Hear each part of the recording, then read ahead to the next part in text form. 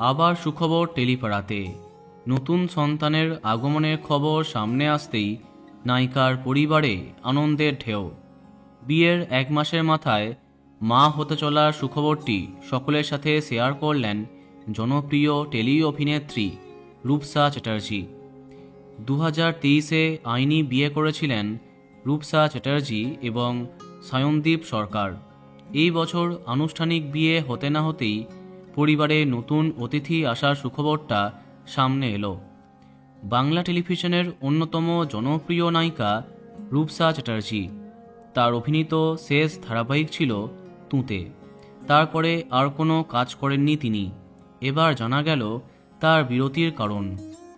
এদিন রূপসা এবং সায়নদীপ তাদের সোশ্যাল মিডিয়া হ্যান্ডেলে তাদের একাধিক ছবি পোস্ট করেছেন, যেখানে তাদেরকে ঘরোয়া পোশাকে দেখা যাচ্ছে, একটি কেকের ওপরে একটি বাচ্চার পুতুল রাখা। এর মাধ্যমেই সায়নদীপ সবার সঙ্গে এই সুখবরটি ভাগ করেছেন এবং তাদের আগত সন্তানের জন্য আশীর্বাদ প্রার্থনা করেছেন।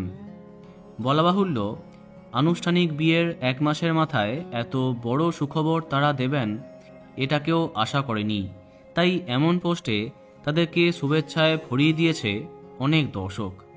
আমাদের তরফ থেকেও তাদের অনেক অনেক শুভেচ্ছা।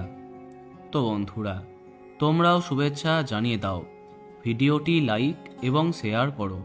এই রকম আরও অনেক ভিডিও পেতে সাবস্ক্রাইব কারেন্ট পজ। ধন্যবাদ।